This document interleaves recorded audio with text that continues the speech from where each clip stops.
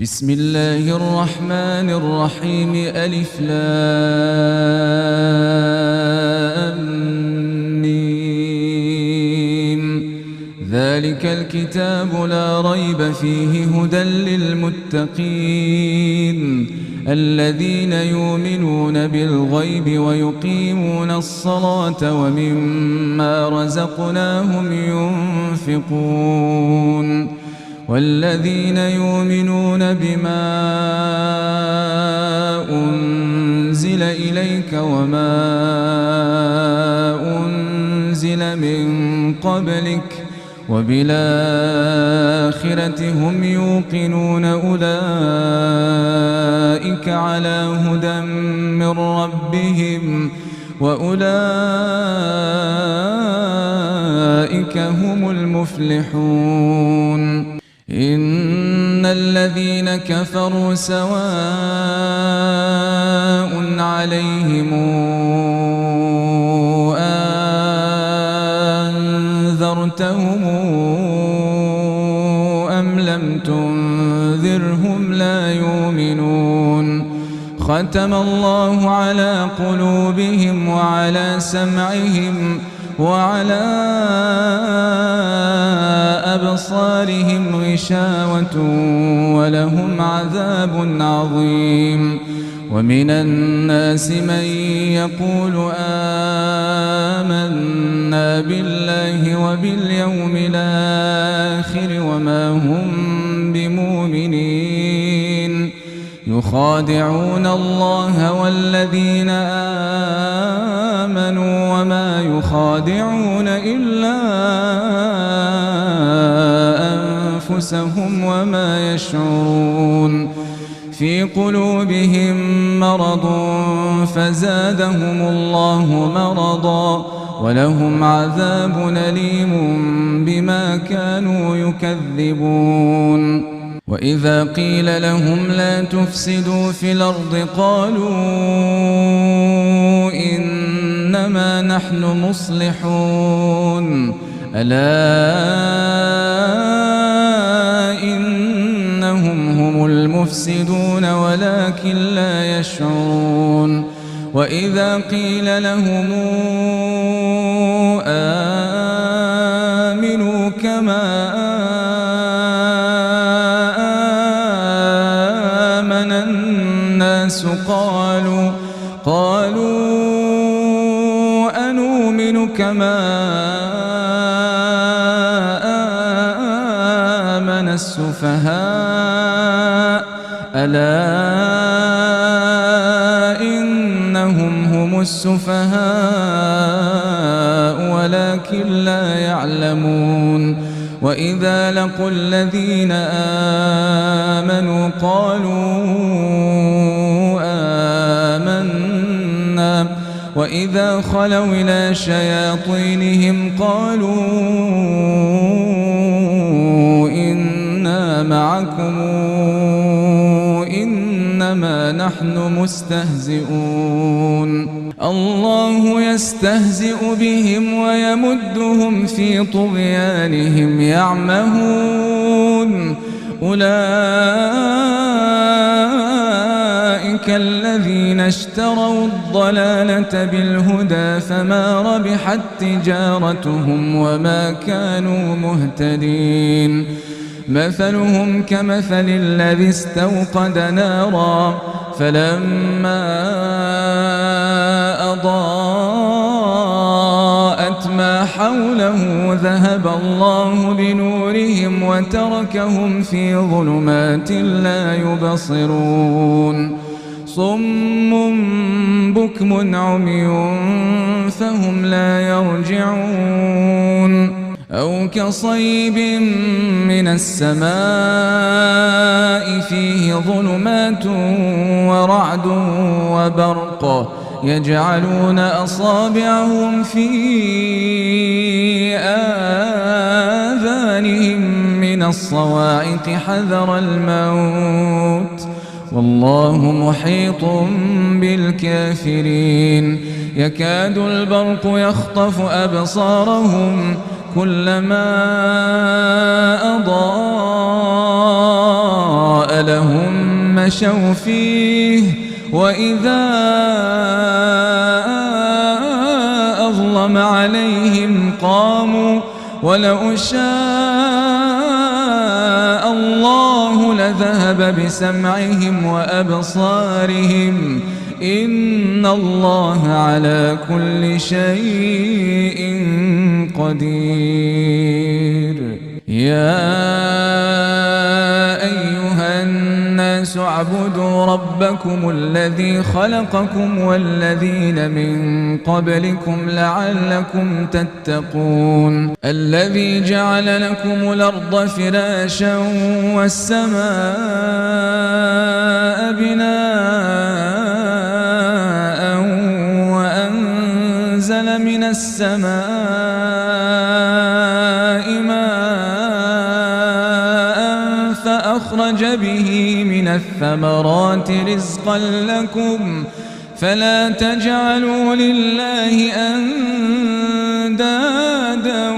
وأنتم تعلمون. وإن كنتم في ريب مما نزلنا على عبدنا فاتوا بسورة من مثله وادعوا شهداءكم من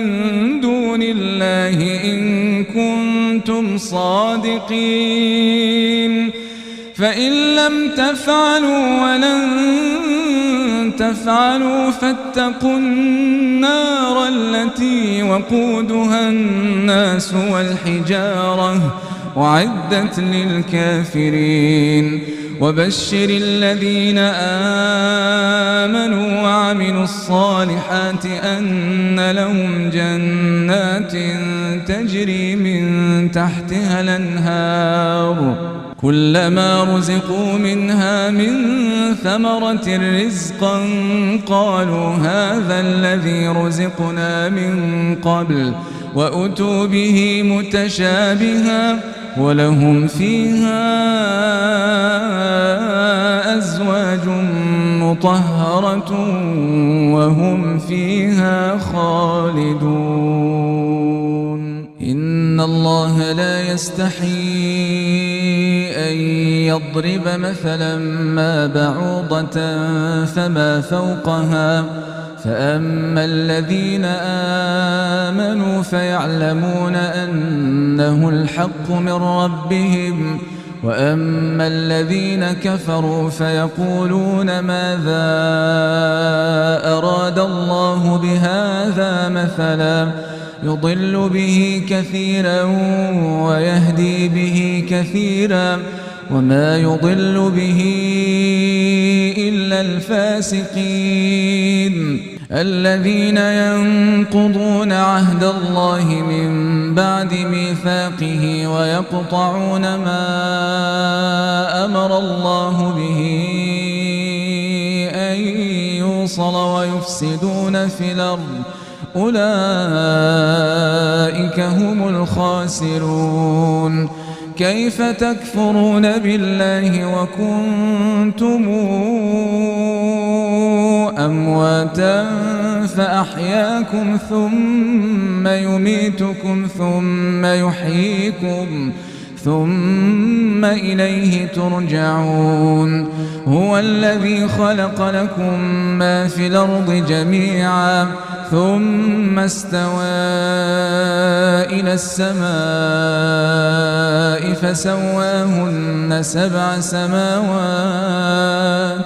وهو بكل شيء عليم. وإذ قال ربك للملائكة إني جاعل في الأرض خليفة، قالوا أتجعل فيها من يفسد فيها ويسفك الدماء ونحن نسبح بحمدك ونقدس لك، قال إني أعلم ما لا تعلمون. وعلم آدم الأسماء كلها ثم عرضهم على الملائكة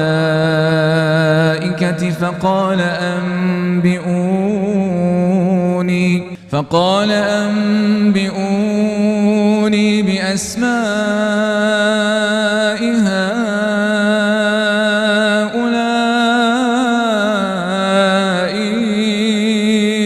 إن كنتم صادقين. قالوا سبحانك لا علم لنا إلا ما علمتنا إنك أنت العليم الحكيم. قال يا آدم أنبئهم بأسمائهم فلما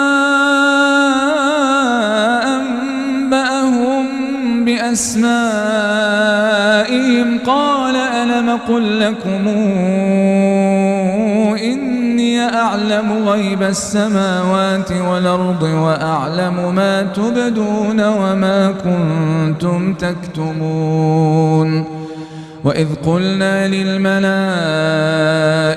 اسجدوا لآدم فسجدوا إلا إبليس أبى واستكبر وكان من الكافرين. وقلنا يا آدم اسكن أنت وزوجك الجنة وكلا منها رغدا حيث شئتما ولا تقربا هذه الشجرة فتكونا من الظالمين. فأزلهما الشيطان عنها فأخرجهما مما كانا فيه وقلنا اهبطوا بعضكم لبعض عدو ولكم في الأرض مستقر ومتاع إلى حين. فتلقى آدم من ربه كلمات فتاب عليه إنه هو التواب الرحيم. قلنا اهبطوا منها جميعا فإما ياتينكم مني هدى فمن تبع هداي فلا خوف عليهم ولا هم يحزنون.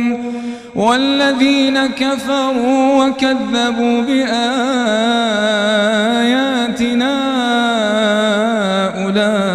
أولئك أصحاب النار هم فيها خالدون. يا بني إسرائيل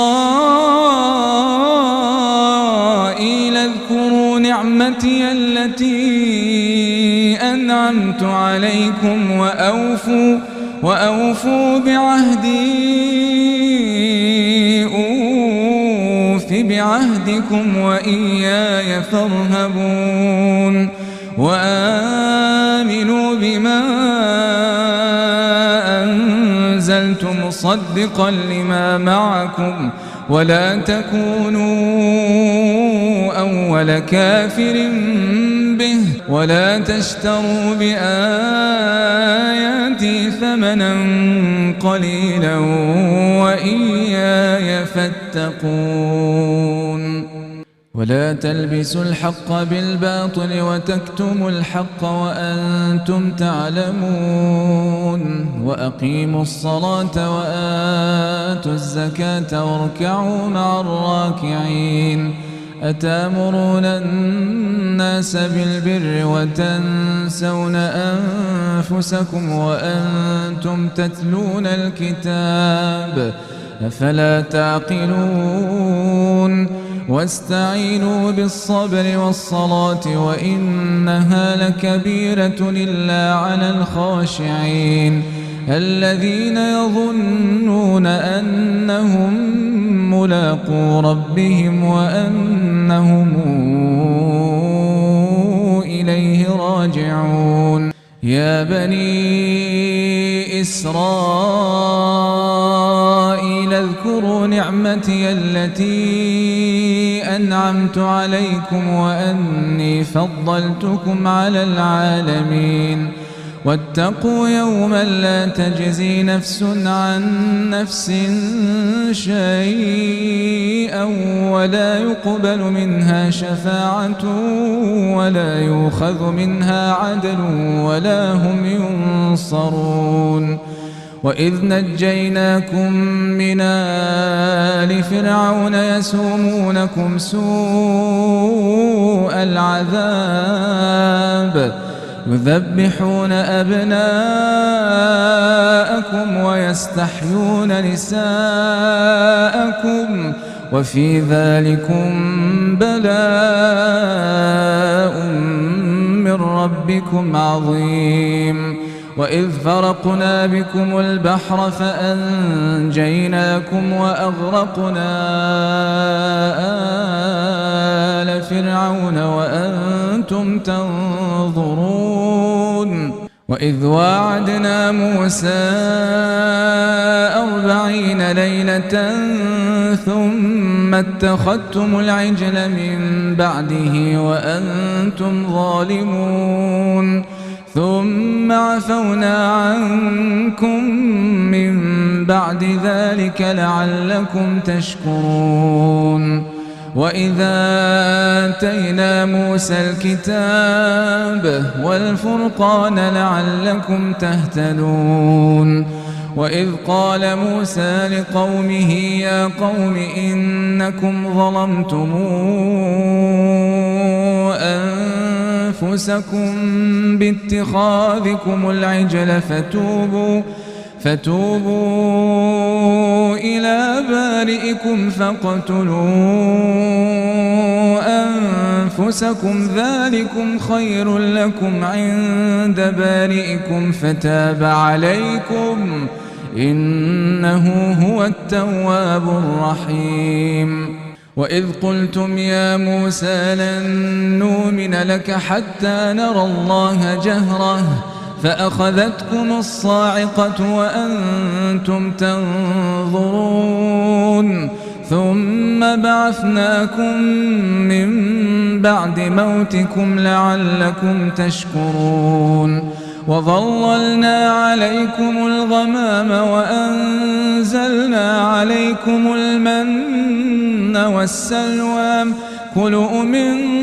طيبات ما رزقناكم وما ظلمونا ولكن كانوا أنفسهم يظلمون. وإذ قلنا ادخلوا هذه القرية فكلوا منها حيث شئتم رغدا وادخلوا الباب سجدا وقولوا حطة يغفر لكم خطاياكم وسنزيد المحسنين. فبدل الذين ظلموا قولا غير الذي قيل لهم فأنزلنا على الذين ظلموا رجزا من السماء بما كانوا يفسقون. وإذ استسقى موسى لقومه فقلنا اضرب بعصاك الحجر فانفجرت منه 12 عينا قد علم كل أناس مشربهم كلوا واشربوا من رزق الله ولا تعثوا في الأرض مفسدين. وإذ قلتم يا موسى لن نصبر على طعام واحد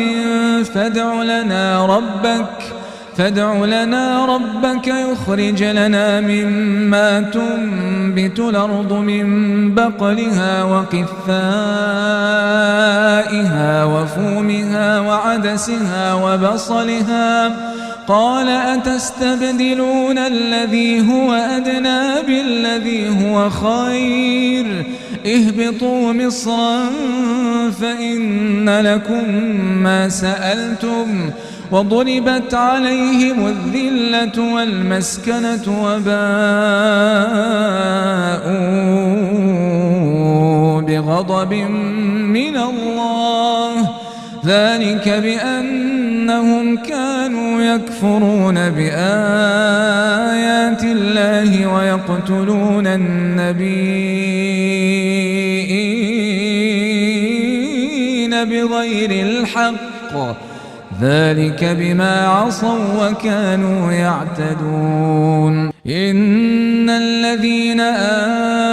آمنوا والذين هادوا والنصارى والصابين من آمن بالله واليوم الآخر وعمل صالحا فلهم أجرهم عند ربهم ولا خوف عليهم ولا هم يحزنون وإذا أخذنا ميثاقكم ورفعنا فوقكم الطور خذوا ما آتيناكم بقوة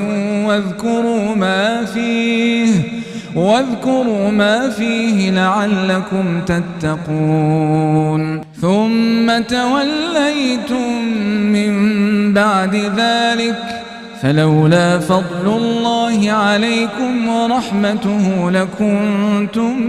من الخاسرين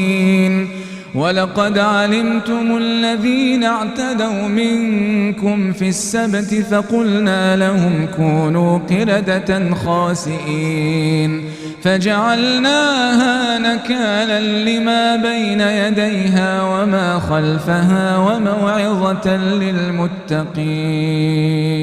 وإذ قال موسى لقومه إن الله يأمركم أن تذبحوا بقرة قالوا أتتخذنا هزؤا قال أعوذ بالله أن أكون من الجاهلين قالوا ادع لنا ربك يبين لنا ما هي قال إنه يقول إنها بقرة لا فارض ولا بكر عوان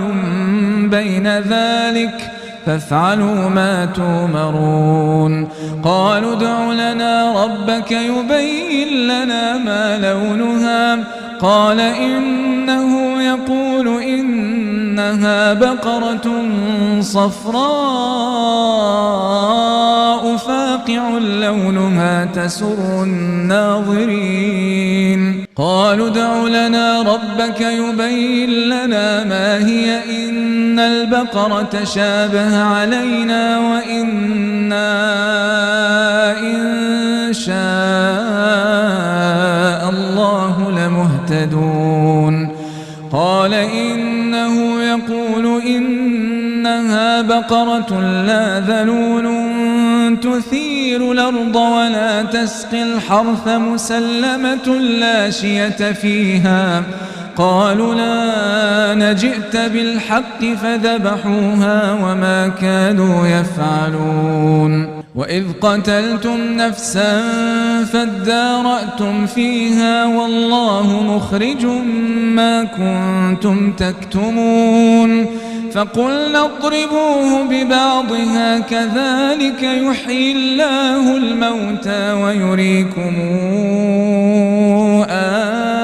آياته لعلكم تعقلون ثم قست قلوبكم من بعد ذلك فهي كالحجارة أو أشد قسوة وإن من الحجارة لما يتفجر منه الأنهار وإن منها لما يشقق فيخرج منه الماء وإن منها لما يهبط من خشية الله وما الله بغافل عما تعملون أفتطمعون أن يؤمنوا لكم وقد كان فريق منهم يسمعون كلام الله ثم يحرفونه من بعد ما عقلوه وهم يعلمون وإذا لقوا الذين آمنوا قالوا آمنا وإذا خلا بعضهم إلى بعض قالوا أتحدثونهم بما فتح الله عليكم ليحاجوكم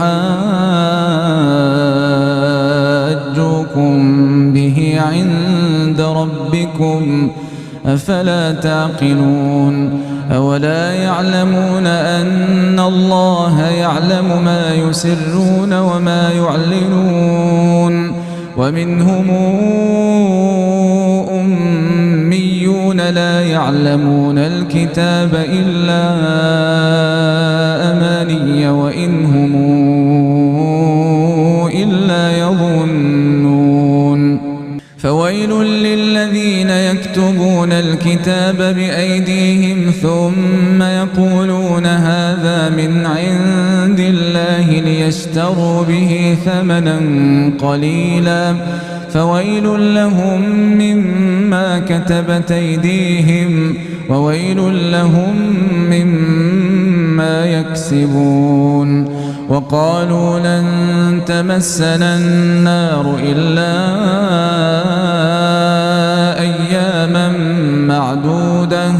قل اتخذتم عند الله عهدا فلن يخلف الله عهده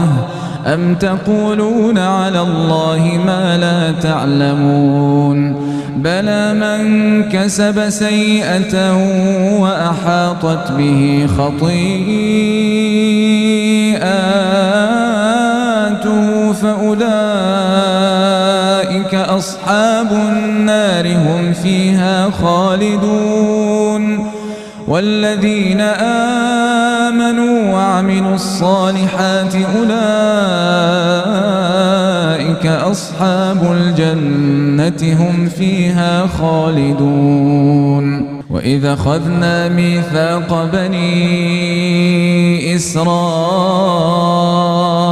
لا تعبدون إلا الله وبالوالدين إحسانا وذي القربى واليتامى والمساكين وقولوا للناس حسنا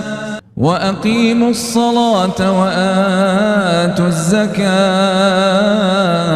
ثم توليتم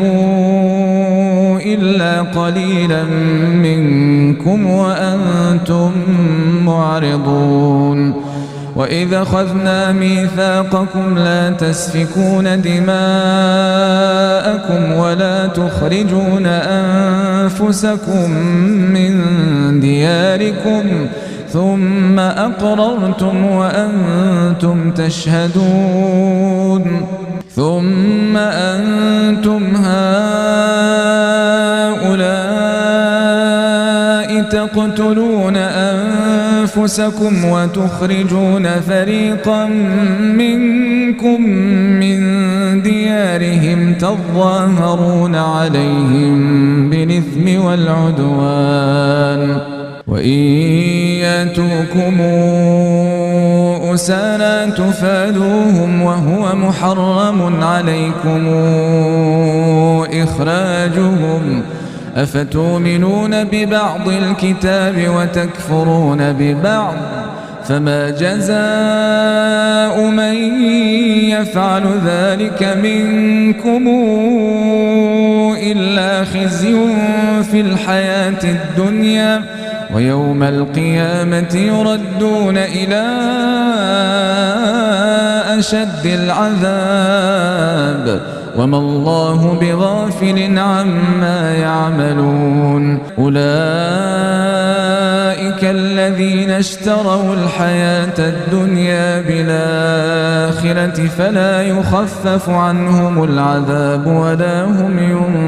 ينصرون ولقد آتينا موسى الكتاب وقفينا من بعده بالرسل وآتينا عيسى ابن مريم البينات وأيدناه بروح القدس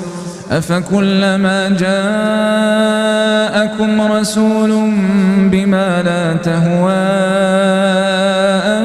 أنفسكم استكبرتم ففريقا كذبتم وفريقا تقتلون وقالوا قلوبنا غلف بل لعنهم الله بكفرهم فقليلا ما يؤمنون ولما جاءهم كتاب من عند الله مصدق لما معهم وكانوا من قبل يستفتحون على الذين كفروا فلما جاءهم ما عرفوا كفروا به فلعنة الله على الكافرين بئس ما اشتروا به أنفسهم أن يكفروا بما أنزل الله بغيا أن ينزل الله من فضله على من يشاء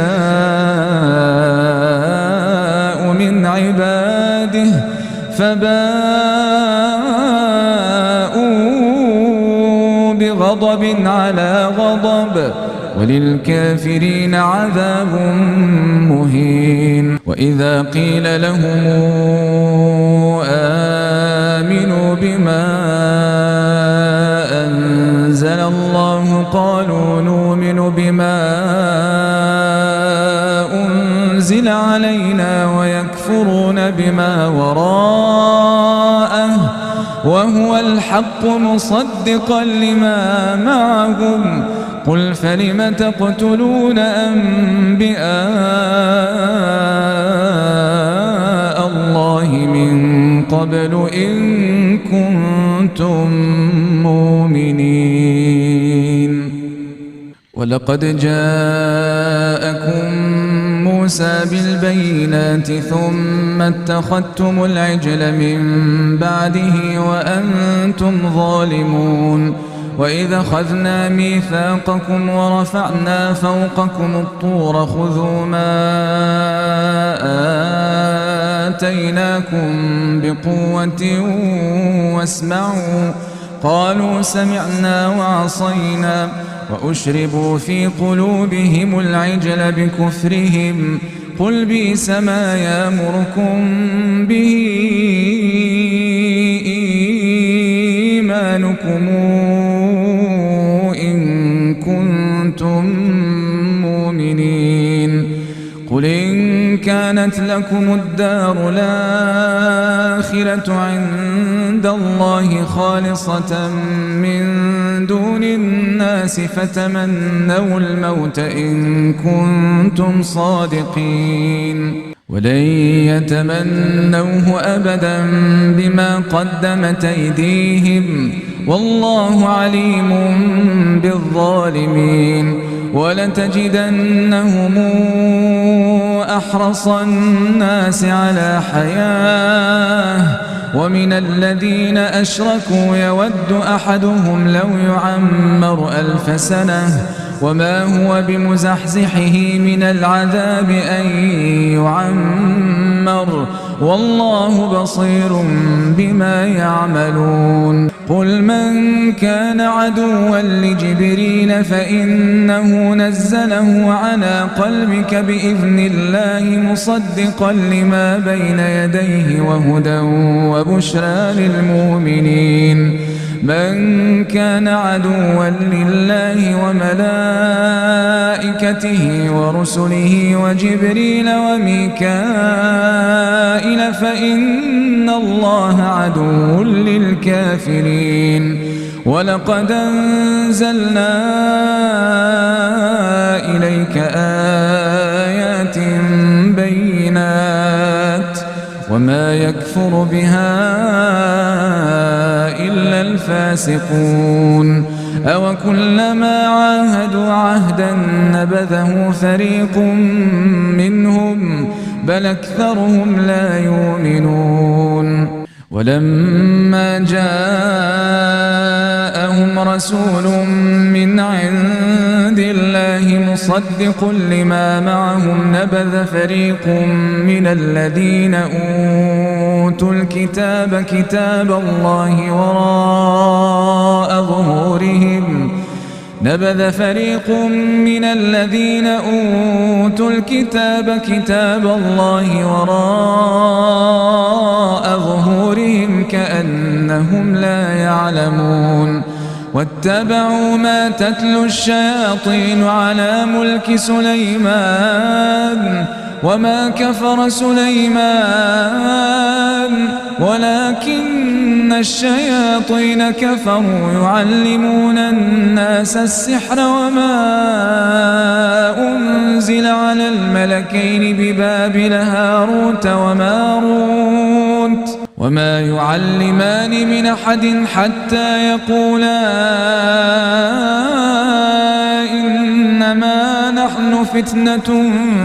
فلا تكفر فيتعلمون منهما ما يفرقون به بين المرء وزوجه وما هم بضارين به من أحد إلا بإذن الله ويتعلمون ما يضرهم ولا ينفعهم ولقد علموا لمن اشتراه ما له في الآخرة من خلاق ولبئس ما شروا به أنفسهم لو كانوا يعلمون ولو أنهم آمنوا واتقوا لمثوبة من عند الله خير لو كانوا يعلمون يا أيها الذين آمنوا لا تقولوا راعنا وقولوا انظرنا واسمعوا وللكافرين عذاب أليم ما يود الذين كفروا من أهل الكتاب ولا المشركين أن ينزل عليكم من خير من ربكم والله يختص برحمته من يشاء والله ذو الفضل العظيم ما ننسخ من آية أو ننسها نات بخير منها أو مثلها ألم تعلم أن الله على كل شيء قدير ألم تعلم أن الله له ملك السماوات والأرض وما لكم من دون الله من ولي ولا نصير أم تريدون أن تسألوا رسولكم كما سئل موسى من قبل ومن يتبدل الكفر بالإيمان فقد ضل سواء السبيل ود كثير من أهل الكتاب لو يردونكم من بعد إيمانكم كفارا حسدا من عند أنفسهم من بعد ما تبين لهم الحق فاعفوا واصفحوا حتى ياتي الله بأمره إن الله على كل شيء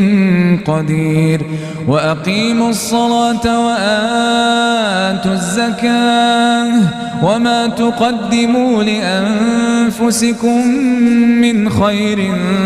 تجدوه عند الله إن الله بما تعملون بصير وقالوا لن يدخل الجنة إلا من كان هودا أو نصارى تلك أمانيهم قل هاتوا برهانكم إن كنتم صادقين بلى من أسلم وجهه لله وهو محسن فله أجره عند ربه ولا خوف عليهم ولا هم يحزنون وقالت اليهود ليست النصارى على شيء وقالت النصارى ليست اليهود على شيء وهم يتلون الكتاب كذلك قال الذين لا يعلمون مثل قولهم فالله يحكم بينهم يوم القيامة فيما كانوا فيه يختلفون ومن أظلم ممن منع مساجد الله أن يذكر فيها اسمه وسعى في خرابها أولئك ما كان لهم أن يدخلوها إلا خائفين لهم في الدنيا خزي ولهم في الآخرة عذاب عظيم ولله المشرق والمغرب فأينما تولوا فثم وجه الله إن الله واسع عليم وقالوا اتخذ الله ولدا سبحانه بل له ما في السماوات والأرض كل له قانتون بديع السماوات والأرض وإذا قضى أمرا فإنما يقول له كن فيكون وقال الذين لا يعلمون لولا يكلمنا الله أو تأتينا آية كذلك قال الذين من قبلهم مثل قولهم تشابهت قلوبهم قد بينا الآيات لقوم يوقنون إنا أرسلناك بالحق بشيرا ونذيرا ولا تسأل عن أصحاب الجحيم ولن ترضى عنك اليهود ولا النصارى حتى تتبع ملتهم قل إن هدى الله هو الهدى ولئن اتبعت أهواءهم بعد الذي جاءك من العلم ما لك من الله من ولي ولا نصير الذين آتيناهم الكتاب يتلونه حق تلاوته أولئك يؤمنون به ومن يكفر به فأولئك هم الخاسرون يا بني إسرائيل اذكروا نعمتي التي أنعمت عليكم وأني فضلتكم على العالمين واتقوا يوما لا تجزي نفس عن نفس شيئا ولا يقبل منها عدل ولا تنفعها شفاعة ولا هم ينصرون وإذ ابتلى إبراهيم ربه بكلمات فأتمهن قال إني جاعلك للناس إماما قال ومن ذريتي قال لا ينال عهدي الظالمين وإذ جعلنا البيت مثابة للناس وأمنا واتخذوا من مقام إبراهيم مصلى وعهدنا إلى إبراهيم وإسماعيل أن طهر بيتي للطائفين والعاكفين والركع السجود وإذ قال إبراهيم رب اجعل هذا بلدنا آمنا وارزق أهله من الثمرات من آمن منهم بالله واليوم الآخر قال ومن كفر فأمتعه قليلا ثم أضطره إلى عذاب النار وبئس المصير وإذ يرفع إبراهيم القواعد من البيت وإسماعيل ربنا تقبل منا إنك إنك أنت السميع العليم ربنا واجعلنا مسلمين لك ومن ذريتنا أمة مسلمة لك وأرنا مناسكنا وتب علينا إنك أنت التواب الرحيم ربنا وابعث فيهم رسولا منهم يتلو عليهم آياتك ويعلمهم الكتاب والحكمة ويزكيهم إنك أنت العزيز الحكيم ومن يرغب عن ملة إبراهيم إلا من سفه نفسه ولقد اصطفيناه في الدنيا وإنه في الآخرة لمن الصالحين إذ قال له ربه أسلم قال أسلمت لرب العالمين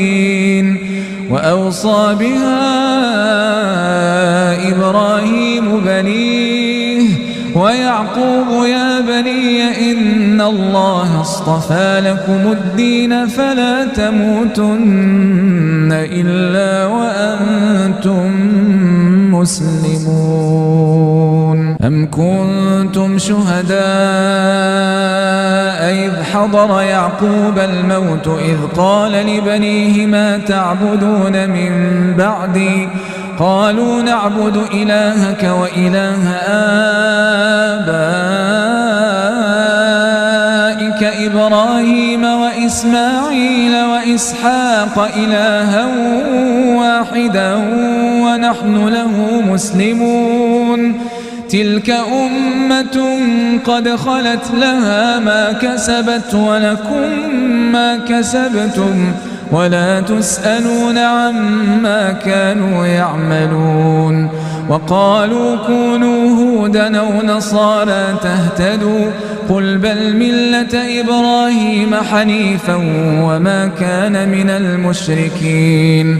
قولوا آمنا بالله وما أنزل إلينا وما أنزل إلى إبراهيم وإسماعيل وإسحاق ويعقوب والأسباط وما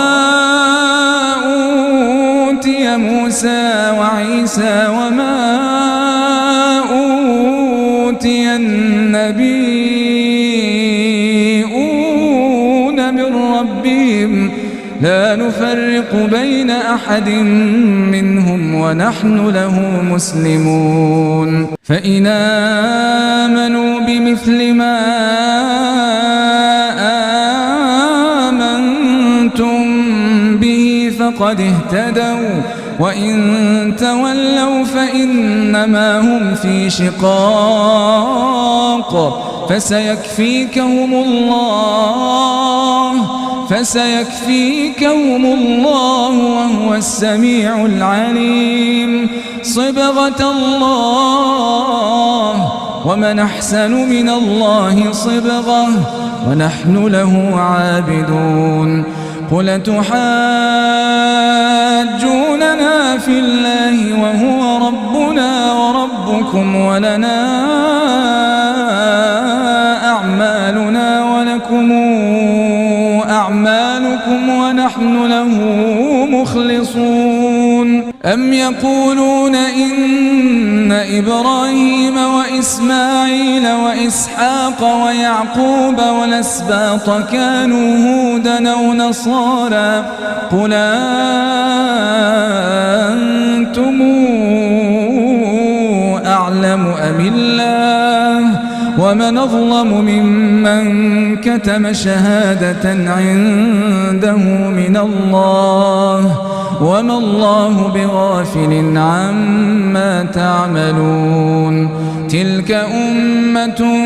قد خلت لها ما كسبت ولكم ما كسبتم ولا تسألون عما كانوا يعملون. سيقول السفهاء من الناس ما ولاهم عن قبلتهم التي كانوا عليها قل لله المشرق والمغرب يهدي من يشاء إلى صراط مستقيم. وكذلك جعلناكم أمة وسطا لتكونوا شهداء على الناس ويكون الرسول عليكم شهيدا. وما جعلنا القبلة التي كنت عليها إلا لنعلم من يتبع الرسول ممن ينقلب على عقبيه وإن كانت لكبيرة إلا على الذين هدى الله وما كان الله ليضيع إيمانكم إن الله بالناس لرؤوف رحيم. قد نرى تقلب وجهك في السماء فلنولينك قبلة ترضاها فول وجهك شطر المسجد الحرام وحيث ما كنتم فولوا وجوهكم شطره وإن الذين أوتوا الكتاب ليعلمون أنه الحق من ربهم وما الله بغافل عما يعملون. ولئن أتيت الذين أوتوا الكتاب بكل آية ما تبعوا قبلتك وما أنت بتابع قبلتهم وما بعضهم بتابع قبلة بعض ولئن اتبعت أهواءهم من بعد ما جاءك من العلم إنك إذا لمن الظالمين. الذين آتيناهم الكتاب يعرفونه كما يعرفون أبناءهم وإن فريقا منهم ليكتمون الحق وهم يعلمون. الحق من ربك فلا تكونن من الممترين. ولكل وجهة هو موليها فاستبقوا الخيرات أينما تكونوا يات بكم الله جميعا إن الله على كل شيء قدير. ومن حيث خرجت فول وجهك شطر المسجد الحرام وإنه للحق من ربك وما الله بغافل عما تعملون. ومن حيث خرجت فول وجهك شطر المسجد الحرام وحيث ما كنتم فولوا وجوهكم شطره لئلا يكون للناس عليكم حجة إلا الذين ظلموا منهم فلا تخشوهم واخشوني ولأتم نعمتي عليكم ولعلكم تهتدون. كما أرسلنا فيكم رسولا منكم يتلو عليكم آياتنا ويزكيكم ويعلمكم الكتاب والحكمة ويعلمكم ما لم تكونوا تعلمون فاذكروني أذكركم واشكروا لي ولا تكفرون. يا أيها الذين آمنوا استعينوا بالصبر والصلاة إن الله مع الصابرين ولا تقولوا لمن يقتل في سبيل الله أموات بل أحياء ولكن لا تشعرون ولنبلونكم بشيء من الخوف والجوع ونقص من الأموال والأنفس والثمرات وبشر الصابرين الذين إذا أصابتهم مصيبة قالوا إنا لله وإنا إليه راجعون أولئك عليهم صلوات من ربهم ورحمة وأولئك هم المهتدون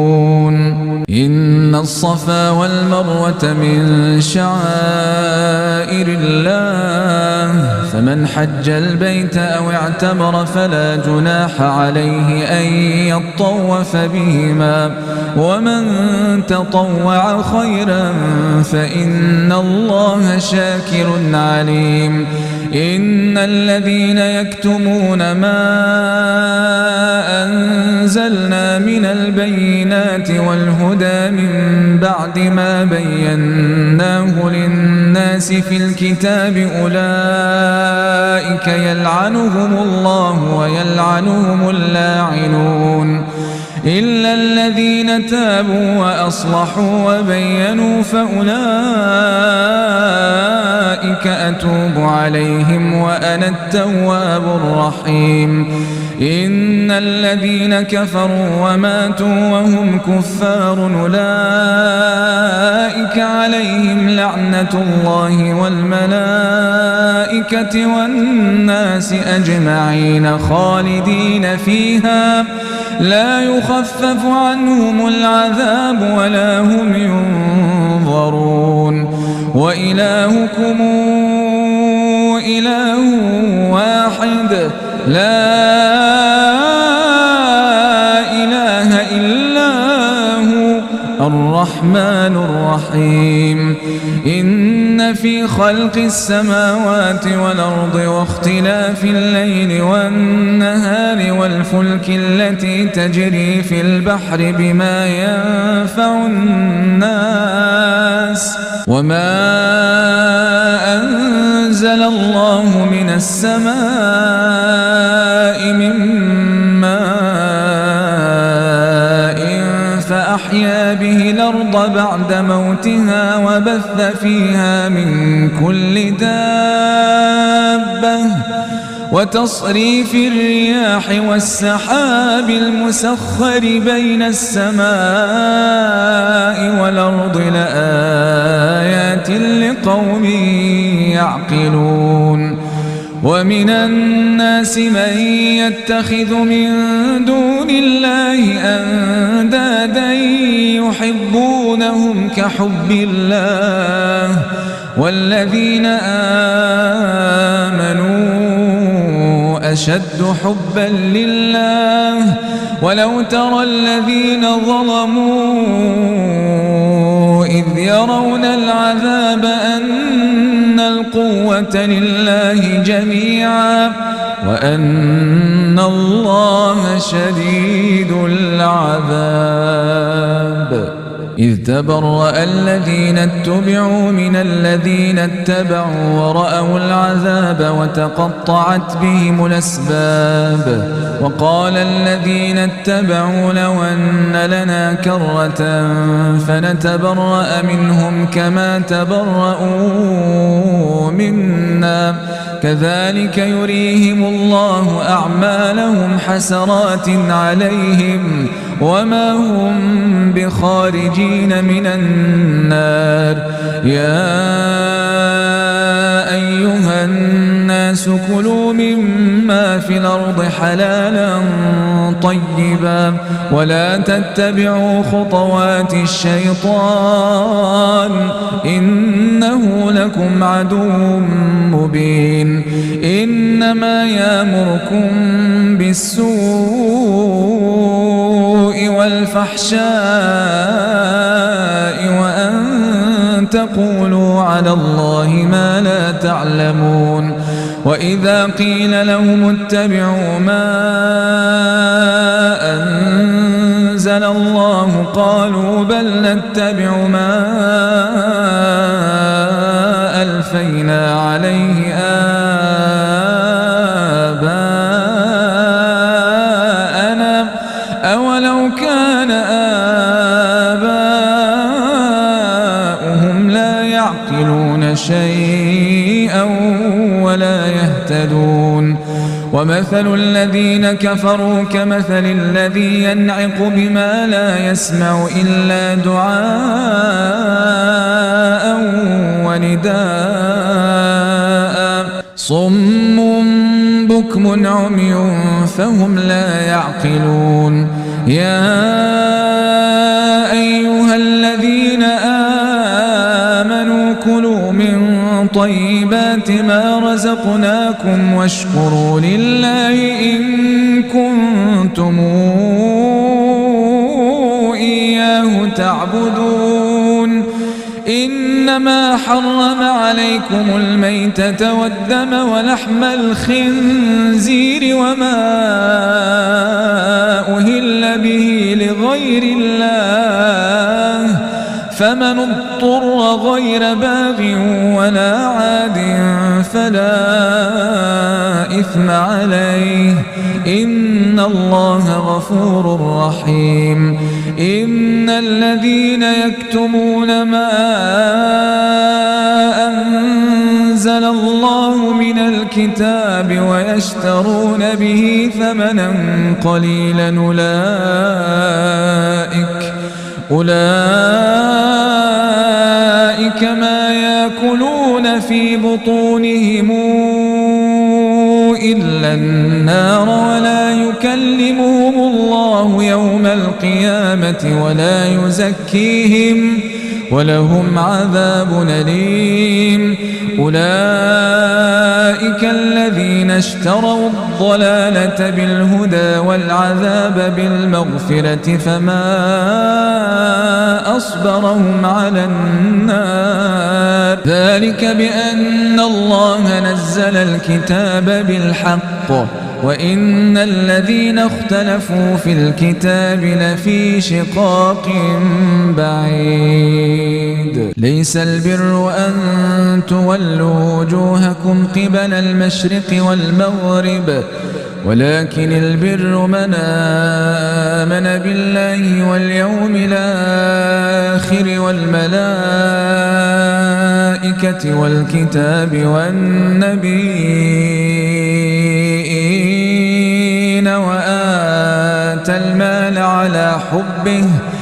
وآتى المال على حبه ذوي القربى واليتامى والمساكين وابن السبيل والسائلين وفي الرقاب وأقام الصلاة وآتى الزكاة والموفون بعهدهم إذا عاهدوا والصابرين في البأساء والضراء وحين البأس أولئك الذين صدقوا وأولئك هم المتقون يا أيها الذين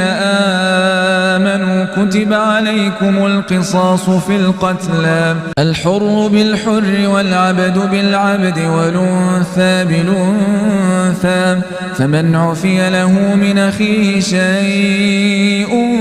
فاتباع بالمعروف وأداء إليه بإحسان ذلك تخفيف من ربكم ورحمة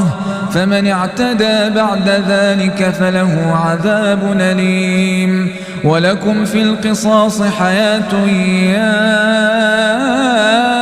أولي الألباب لعلكم تتقون. كتب عليكم إذا حضر أحدكم الموت إن ترك خيرا الوصية للوالدين والأقربين بالمعروف حقا على المتقين. فمن بدله بعدما سمعه فإنما إثمه على الذين يبدلونه إن الله سميع عليم. فمن خاف من موص جنفا أو إثما فأصلح بينهم فلا إثم عليه إن الله غفور رحيم. يا أيها الذين آمنوا كتب عليكم الصيام كما كتب على الذين من قبلكم لعلكم تتقون أياما معدودات. فمن كان منكم مريضا أو على سفر فعدة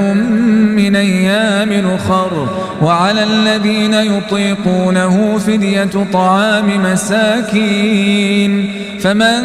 تطوع خيرا فهو خير له وأن تصوموا خير لكم إن كنتم تعلمون. شهر رمضان الذي أنزل فيه القرآن هدى للناس وبينات من الهدى والفرقان فمن شهد منكم الشهر فليصمه ومن كان مريضا أو على سفر فعدة من أيام أخر يريد الله بكم اليسر ولا يريد بكم العسر ولتكملوا العدة ولتكبروا الله على ما هداكم ولعلكم تشكرون. وإذا سألك عبادي عني فإني قريب أجيب دعوة الداعي إذا دعان فليستجيبوا لي وليؤمنوا بي لعلهم يرشدون. أحل لكم ليلة الصيام الرفث إلى نسائكم هن لباس لكم وأنتم لباس لهن علم الله أنكم كنتم تختانون أنفسكم فتاب عليكم وعفى عنكم فلا نباشروهن وابتغوا ما كتب الله لكم وكلوا واشربوا حتى يتبين لكم الخيط الأبيض من الخيط الأسود من الفجر ثم أتموا الصيام إلى الليل ولا تباشروهن وأنتم عاكفون في المساجد تلك حدود الله فلا تقربوها كذلك يبين الله آياته للناس لعلهم يتقون. ولا تأكلوا أموالكم بينكم بالباطل وتدلوا بها إلى الحكام لتأكلوا فريقا من أموال الناس بالإثم وأنتم تعلمون. يسألونك عن الأهلة قل هي مواقيت للناس والحج وليس البر بأن تأتوا البيوت من ظهورها ولكن البر من اتقى واتوا البيوت من أبوابها واتقوا الله لعلكم تفلحون. وقاتلوا في سبيل الله الذين يقاتلونكم ولا تعتدوا إن الله لا يحب المعتدين. واقتلوهم حيث ثقفتموهم وأخرجوهم من حيث أخرجوكم والفتنة أشد من القتل ولا تقاتلوهم عند المسجد الحرام حتى يقاتلوكم فيه فإن قاتلوكم فاقتلوهم كذلك جزاء الكافرين فإن انتهوا فإن الله غفور رحيم وقاتلوهم حتى لا تكون فتنة ويكون الدين لله فإن انتهوا فلا عدوان إلا على الظالمين الشهر الحرام بالشهر الحرام والحرمات قصاص فمن اعتدى عليكم فاعتدوا عليه بمثل ما اعتدى عليكم واتقوا الله واعلموا أن الله مع المتقين وأنفقوا في سبيل الله ولا تلقوا بأيديكم إلى التهلكة وأحسنوا إن الله يحب المحسنين وأتموا الحج والعمرة لله فإن احصرتم فما استيسر من الهدي ولا تحلقوا رؤوسكم حتى يبلغ الهدي محله فمن كان منكم مريضا أو به أذى من رأسه ففدية من صيام أو صدقة أو نسك فإذا أمنتم فمن تمتع بالعمرة إلى الحج فما استيسر من الهدي فمن لم يجد فصيام 3 أيام في الحج و7 إذا رجعتم تلك 10 كاملة ذلك لمن لم يكن أهله حاضر المسجد الحرام واتقوا الله واعلموا أن الله شديد العقاب الحج أشهر معلومات فمن فرض فيهن الحج فلا رفث ولا فسوق ولا جدال في الحج وما تفعلوا من خير يعلمه الله وتزودوا فإن خير الزاد التقوى واتقون يا أولي الألباب ليس عليكم جناح أن تبتغوا فضلا من ربكم فإذا أفضتم من عرفات فاذكروا الله عند المشعر الحرام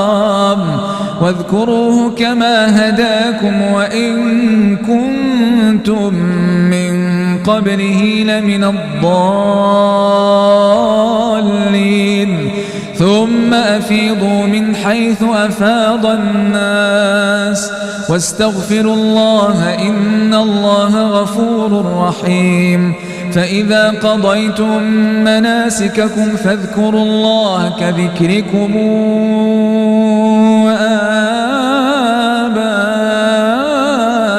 آباءكم أو أشد ذكرا فمن الناس من يقول ربنا آتنا في الدنيا وما له في الآخرة من خلاق ومنهم من يقول ربنا آتنا في الدنيا حسنة وفي الآخرة حسنة وقنا عذاب النار أولئك لهم نصيب مما كسبوا والله سريع الحساب واذكروا الله في أيام معدودات فمن تعجل في يومين فلا إثم عليه ومن تأخر فلا إثم عليه لمن اتقى واتقوا الله واعلموا أنكم إليه تحشرون ومن الناس من يعجبك قوله في الحياة الدنيا ويشهد الله على ما في قلبه وهو ألد الخصام وإذا تولى سعى في الأرض ليفسد فيها ويهلك الحرث والنسل والله لا يحب الفساد وإذا قيل له اتق الله أخذته العزة بالإثم فحسبه جهنم ولبئس المهاد ومن الناس من يشري نفسه ابتغاء مرضات الله والله رؤوف بالعباد يا أيها الذين آمنوا ادخلوا في السلم كافة ولا تتبعوا خطوات الشيطان إنه لكم عدو مبين فإن زللتم من بعد ما جاءتكم البينات فاعلموا أن الله عزيز حكيم هل ينظرون إلا أن يأتيهم الله في ظلل من الغمام والملائكة وقضي الأمر وإلى الله ترجع الأمور سل بني إسرائيل كما آتيناهم من آية بينة ومن يبدل نعمة الله من بعد ما جاءته فإن الله شديد العقاب زين للذين كفروا الحياة الدنيا ويسخرون من الذين آمنوا والذين اتقوا فوقهم يوم القيامة والله يرزق من يشاء بغير حساب كان الناس أمة واحدة فبعث الله النبيين مبشرين ومنذرين وأنزل معهم الكتاب بالحق ليحكم بين الناس فيما اختلفوا فيه وما اختلف فيه إلا الذين أوتوه من بعد ما جاءتهم البينات بغيا بينهم فهدى الله الذين آمنوا لما اختلفوا فيه من الحق بإذنه والله يهدي من يشاء إلى صراط مستقيم أم حسبتم أن تدخلوا الجنة ولما ياتكم مثل الذين خلوا من قبلكم مستهم البأساء والضراء وزلزلوا حتى يقول الرسول والذين آمنوا معه متى نصر الله ألا إن نصر الله قريب يسألونك ماذا ينفقون قل ما أنفقتم من خير فللوالدين والأقربين واليتامى والمساكين وابن السبيل وما تفعلوا من خير فإن الله به عليم كتب عليكم القتال وهو كره لكم وعسى أن تكرهوا شيئا وهو خير لكم وعسى أن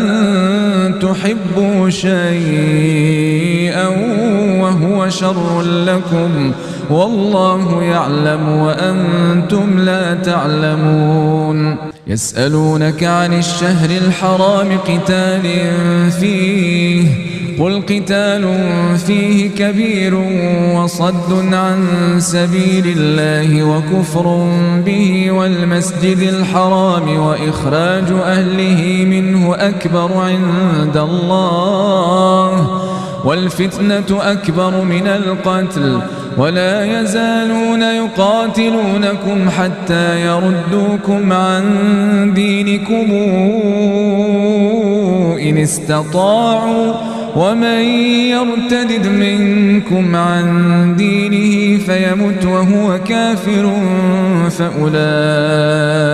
حبطت أعمالهم في الدنيا والآخرة وأولئك أصحاب النار هم فيها خالدون إن الذين آمنوا والذين هاجروا وجاهدوا في سبيل الله أولئك يرجون رحمة الله والله غفور رحيم يسألونك عن الخمر والميسر قل فيهما إثم كبير ومنافع للناس وإثمهما أكبر من نفعهما ويسألونك ماذا ينفقون قل العفو كذلك يبين الله لكم الآيات لعلكم تتفكرون في الدنيا والآخرة ويسألونك عن اليتامى قل إصلاح لهم خير وإن تخالطوهم فإخوانكم والله يعلم المفسد من المصلح ولو شاء الله لأعنتكم إن الله عزيز حكيم ولا تنكحوا المشركات حتى يؤمن ولأمة مؤمنة خير من مشركة ولو أعجبتكم ولا تنكحوا المشركين حتى يؤمنوا ولعبد مؤمن خير من مشرك ولو أعجبكم أولئك يدعون إلى النار والله يدعو إلى الجنة والمغفرة بإذنه ويبين آياته للناس لعلهم يتذكرون ويسألونك عن المحيض قل هو أذى فاعتزلوا النساء في المحيض ولا تقربوهن حتى يطهرن فإذا تطهرن فاتوهن من حيث أمركم الله إن الله يحب التوابين ويحب المتطهرين نساؤكم حرث لكم فاتوا حرثكم أنى شئتم وقدموا لأنفسكم واتقوا الله واعلموا أنكم ملاقوه وبشر المؤمنين ولا تجعلوا الله عرضة لأيمانكم أن تبروا وتتقوا وتصلحوا بين الناس والله سميع عليم لا يؤاخذكم الله باللغو في أيمانكم ولكن يؤاخذكم بما كسبت قلوبكم والله غفور حليم للذين يولون من نسائهم تربص 4 أشهر فإن فاءوا فإن الله غفور رحيم وإن عزموا الطلاق فإن الله سميع عليم والمطلقات يتربصن بأنفسهن 3 قروء ولا يحل لهن أن يكتمن ما خلق الله في أرحامهن إن كن يؤمن بالله واليوم الآخر وبعولتهن أحق بردهن في ذلك إن أرادوا إصلاحا ولهن مثل الذي عليهن بالمعروف وللرجال عليهن درجة والله عزيز حكيم. الطلاق مرتان فإمساك بمعروف أو تسريح بإحسان ولا يحل لكم أن تأخذوا مما آتيتموهن شيئا إلا أن يخافا ألا يقيما حدود الله فإن خفتموا ألا يقيما حدود الله فلا جناح عليهما فيما افتدت به تلك حدود الله فلا تعتدوها ومن يتعد حدود الله فأولئك هم الظالمون. فإن طلقها فلا تحل له من بعد حتى تنكح زوجا غيره فإن طلقها فلا جناح عليهما أن يتراجعا إن ظنا أن يقيما حدود الله وتلك حدود الله يبينها لقوم يعلمون. وإذا طلقتم النساء فبلغن أجلهن فأمسكوهن بمعروف أو سرحوهن بمعروف ولا تمسكوهن ضرارا لتعتدوا ومن يفعل ذلك فقد ظلم نفسه ولا تتخذوا آيات الله هزؤا واذكروا نعمة الله عليكم وما أنزل عليكم من الكتاب والحكمة يعظكم به واتقوا الله واعلموا أن الله بكل شيء عليم. وإذا طلقتم النساء فبلغن أجلهن فلا تعضلوهن أن ينكحن أزواجهن إذا تراضوا بينهم بالمعروف ذلك يوعظ به من كان منكم يؤمن بالله واليوم الآخر ذلكم أزكى لكم وأطهر والله يعلم وأنتم لا تعلمون. والوالدات يرضعن أولادهن حولين كاملين لمن أراد أن يتم الرضاعة وعلى المولود له رزقهن وكسوتهن بالمعروف لا تكلف نفس إلا وسعها لا تضار والدة بولدها ولا مولود له بولده وعلى الوارث مثل ذلك فإن أرادا فصالا عن تراض منهما وتشاور فلا جناح عليهما. وإن أردتم أن تسترضعوا أولادكم فلا جناح عليكم إذا سلمتم ما آتيتم بالمعروف واتقوا الله واعلموا أن الله بما تعملون بصير. والذين يتوفون منكم ويذرون أزواجا يتربصن بأنفسهن 4 أشهر وعشرا فإذا بلغن أجلهن فلا جناح عليكم فيما فعلن في أنفسهن بالمعروف والله بما تعملون خبير. ولا جناح عليكم فيما عرضتم به من خطبة النساء وأكننتم في أنفسكم علم الله أنكم ستذكرونهن ولكن لا تواعدوهن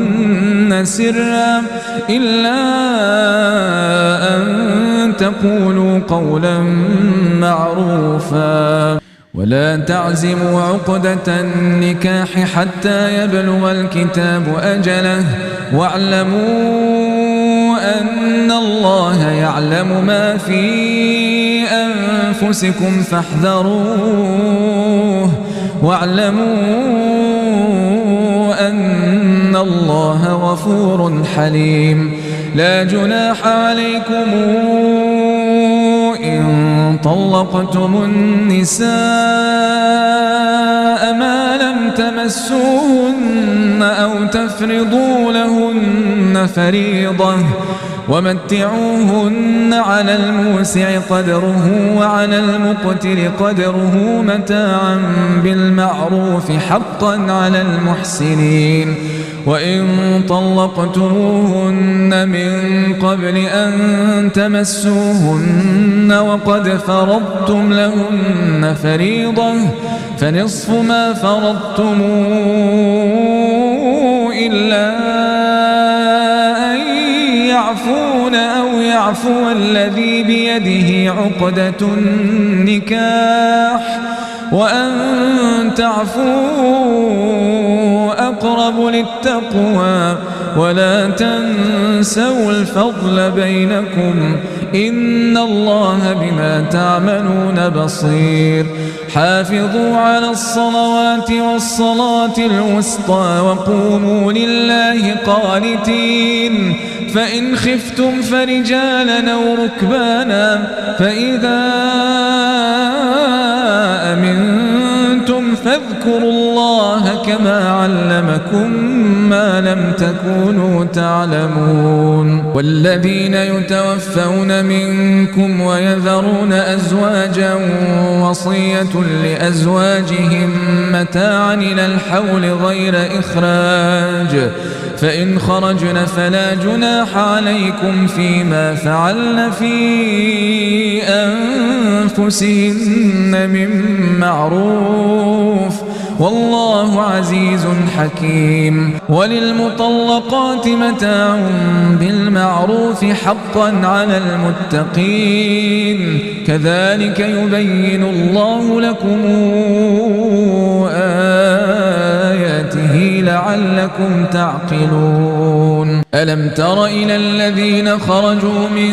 ديارهم وهم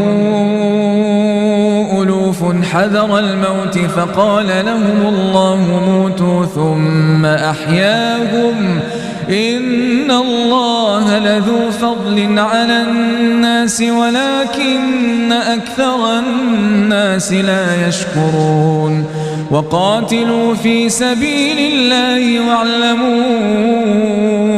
أن الله سميع عليم. من ذا الذي يقرض الله قرضا حسنا فيضاعفه له أضعافا كثيرة والله يقبض ويبسط وإليه ترجعون. ألم تر إلى الملأ من بني إسرائيل من بعد موسى إذ قالوا لنبي ابعث لنا ملكا نقاتل في سبيل الله قال هل عسيتم إن كتب عليكم القتال ألا تقاتلوا قالوا وما لنا ألا نقاتل في سبيل الله وقد أخرجنا من ديارنا وأبنائنا فلما كتب عليهم القتال تولوا إلا قليلا منهم والله عليم بالظالمين. وقال لهم نبيؤهم إن الله قد بعث لكم طالوت ملكا قالوا أنى يكون له الملك علينا ونحن أحق بالملك منه ولم يؤت سعة من المال قال إن الله اصطفاه عليكم وزاده بسطة في العلم والجسم والله يؤتي ملكه من يشاء والله واسع عليم. وقال لهم نبيؤهم إن آية ملكه أن يأتيكم التابوت فيه سكينة من ربكم وبقية مما ترك آل موسى وآل هارون تحمله الملائكة إن في ذلك لآية لكم إن كنتم مؤمنين. فلما فصل طالوت بالجنود قال إن الله مبتليكم بنهر فمن شرب منه فليس مني ومن لم يطعمه فإنه مني إلا من اغترف غرفة بيده فشربوا منه إلا قليلا منهم فلما جاوزه هو والذين آمنوا معه قالوا لا طاقة لنا اليوم بجالوت وجنوده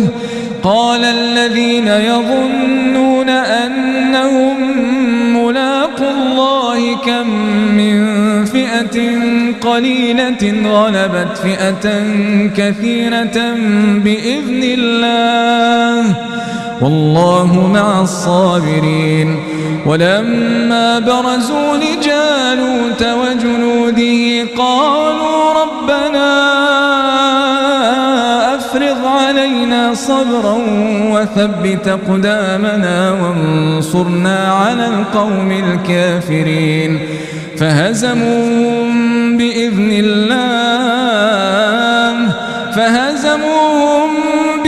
الله وقتل داود جالوت وآتاه الله الملك والحكمة وعلمه مما يشاء ولولا دفاع الله الناس بعضهم ببعض لفسدت الأرض ولكن الله ذو فضل على العالمين. تلك آيات الله نتلوها عليك بالحق وإنك لمن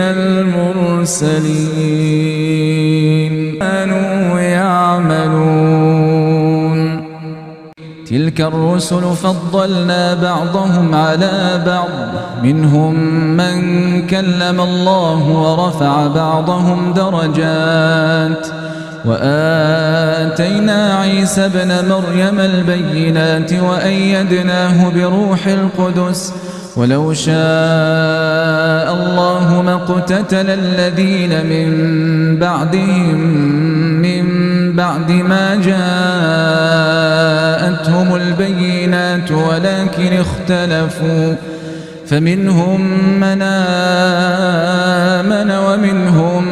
من كفر ولو شاء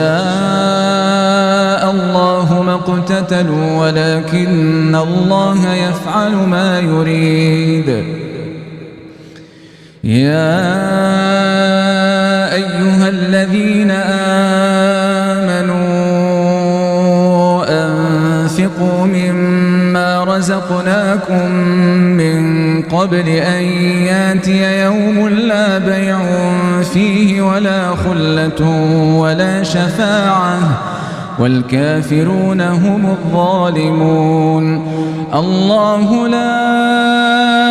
إله إلا هو الحي القيوم لا تأخذه سنة ولا نوم له ما في السماء الله لا إله إلا هو الحي القيوم لا تأخذه سنة ولا نوم له ما في السماوات وما في الأرض من ذا الذي يشفع عنده إلا بإذنه يعلم ما بين أيديهم وما خلفهم ولا يحيطون بشيء من علمه إلا بما شاء وسع كرسيه السماوات والأرض ولا يؤوده حفظهما وهو العلي العظيم لا إكراه في الدين قد تبين الرشد من الغي فمن يكفر بالطاغوت ويؤمن بالله فقد استمسك بالعروة الوثقى لا انفصام لها والله سميع عليم الله ولي الذين آمنوا يخرجهم من الظلمات إلى النور والذين كفروا أولياؤهم الطاغوت يخرجونهم من النور إلى الظلمات أولئك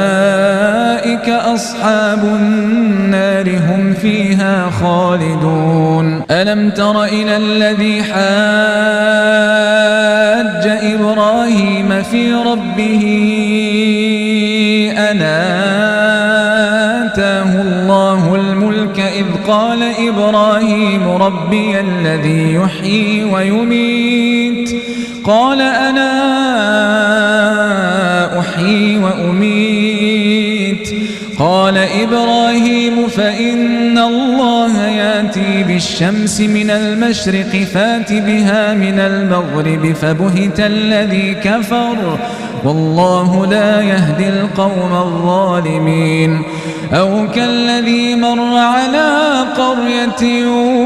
وهي خاوية على عروشها قال أنى يحيي هذه الله بعد موتها فأماته الله 100 عام ثم بعثه قال كم لبثت قال لبثت يوما أو بعض يوم قال بل لبثت 100 عام فانظر إلى طعامك وشرابك لم يتسنه وانظر إلى حمارك ولنجعلك آية للناس وانظر إلى العظام كيف ننشرها ثم نكسوها لحما فلما تبين له قال أعلم أن الله على كل شيء قدير وإذ قال إبراهيم رب أرني كيف تحيي الموتى قال أولم تؤمن قال بلى ولكن ليطمئن قلبي قال فخذ 4 من الطير فصرهن إليك ثم اجعل على كل جبل منهن جزءا ثم ادعهن ياتينك سعيا واعلم أن الله عزيز حكيم مثل الذين ينفقون أموالهم في سبيل الله كمثل حبة أنبتت 7 سنابل في كل سنبلة 100 حبة والله يضاعف لمن يشاء والله واسع عليم الذين ينفقون أموالهم في سبيل الله ثم لا يتبعون ما أنفقوا منا ولا أذى لهم أجرهم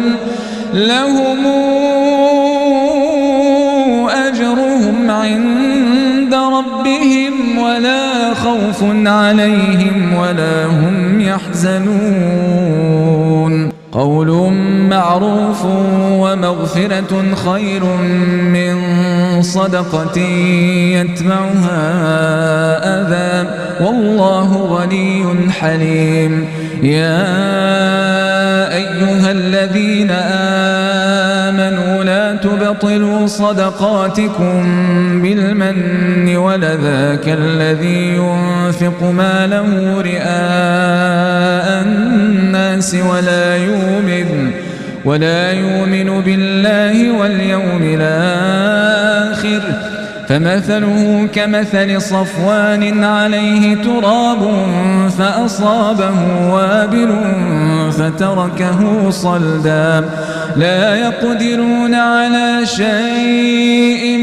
مما كسبوا والله لا يهدي القوم الكافرين ومثل الذين ينفقون أموالهم ابتغاء مرضات الله وتثبيتا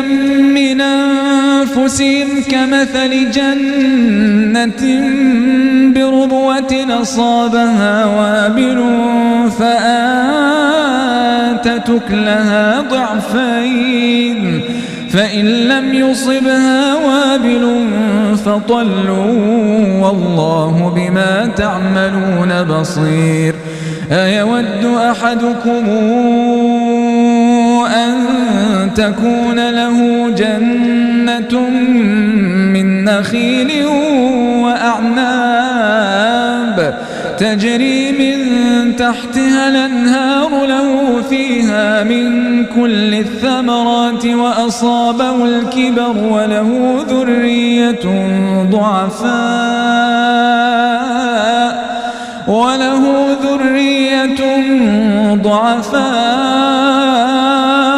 فأصابها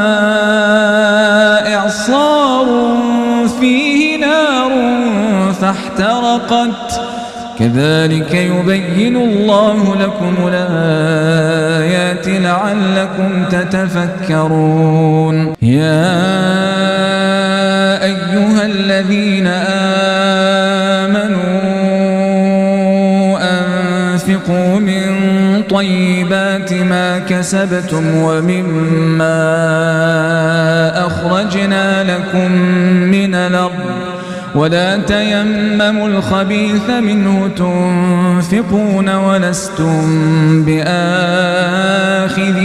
إلا أن تغمضوا فيه واعلموا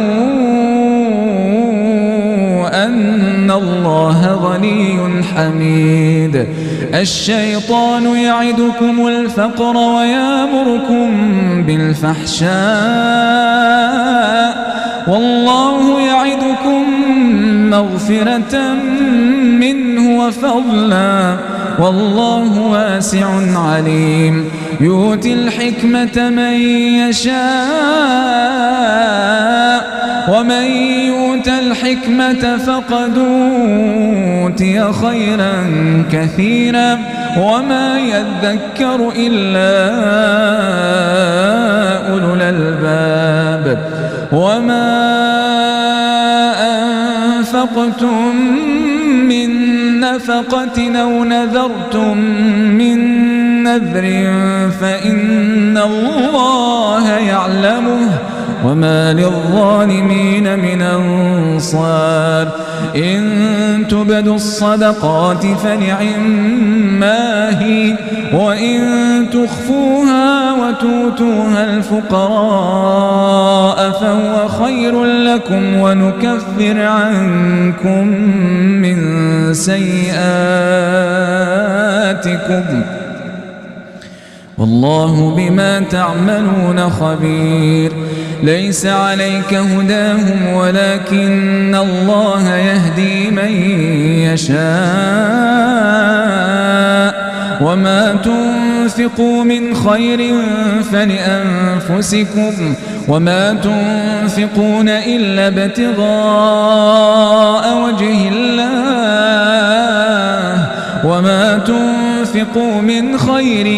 يوفى إليكم وأنتم لا تظلمون للفقراء الذين أحصروا في سبيل الله لا يستطيعون ضربا في الأرض يحسبهم الجاهل أغنياء من التعفف تعرفهم بسيماهم لا يسألون الناس إلحافا وما تنفقوا من خير فإن الله به عليم الذين ينفقون أموالهم بالليل والنهار سرا وعلانية فلهم أجرهم عند ربهم ولا خوف عليهم ولا هم يحزنون الذين يأكلون الربا لا يقومون إلا كما يقوم الذي يتخبطه الشيطان من المس ذلك بأنهم قالوا إنما البيع مثل الربا وأحل الله البيع وحرم الربا فمن جاءه موعظة من ربه فانتهى فله ما سلف وأمره إلى الله ومن عاد فأولئك أصحاب النار هم فيها خالدون يمحق الله الربا ويربي الصدقات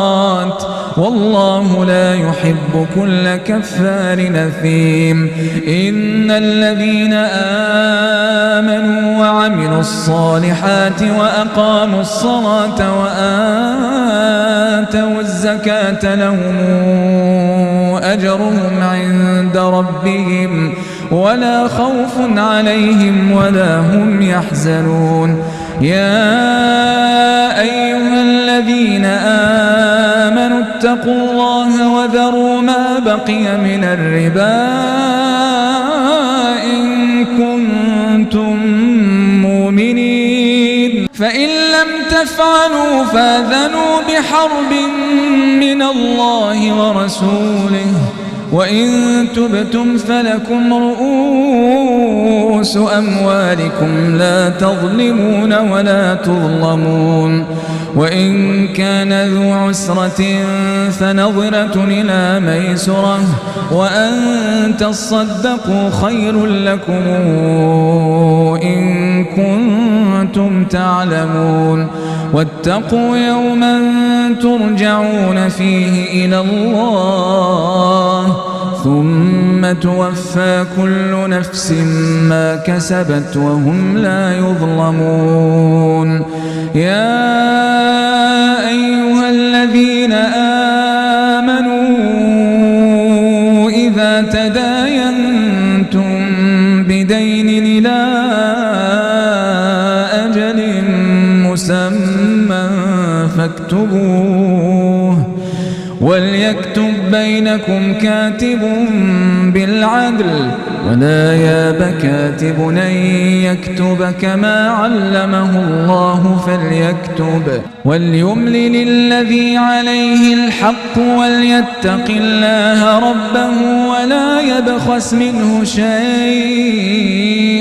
فإن كان الذي عليه الحق سفيها أو ضعيفا أو لا يستطيع أن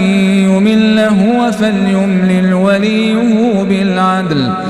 واستشهدوا شهيدين من رجالكم فإن لم يكونا رجلين فرجل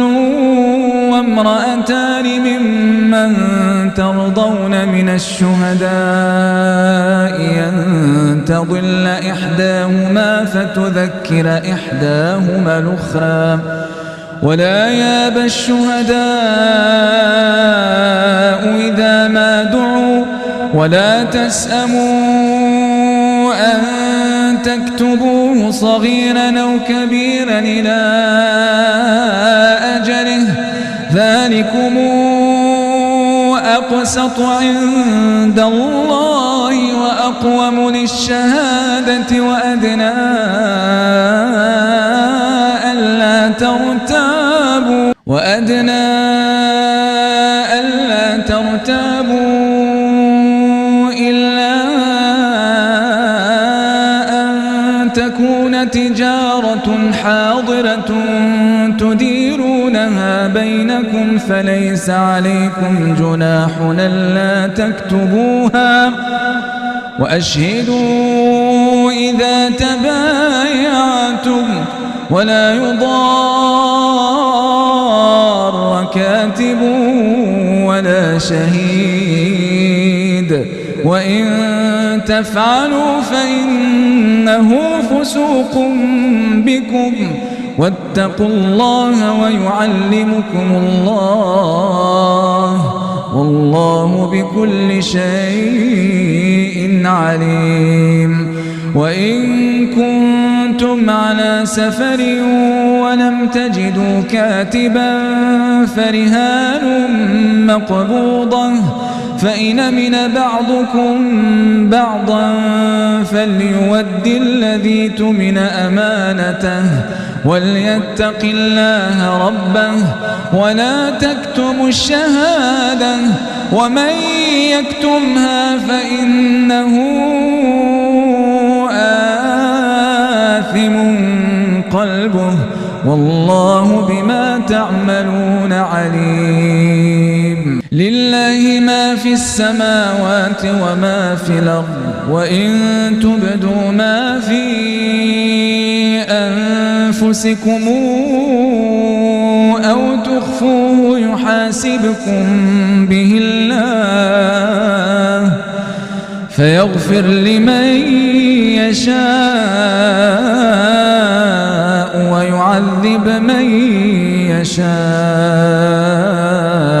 والله على كل شيء قدير. آمن الرسول بما أنزل إليه من ربه والمؤمنون كلنا آمن بالله وملائكته وكتبه ورسله لا نفرق بين أحد من رسله وقالوا سمعنا وأطعنا غفرانك ربنا وإليك المصير. لا يكلف الله نفسا إلا وسعها لها ما كسبت وعليها ما اكتسبت ربنا لا تؤاخذنا إن نسينا أو أخطأنا ربنا ولا تحمل علينا إصرا كما حملته على الذين من قبلنا ربنا ولا تحملنا ما لا طاقة لنا به واعف عنا واغفر لنا وارحمنا أنت مولانا فانصرنا على القوم الكافرين.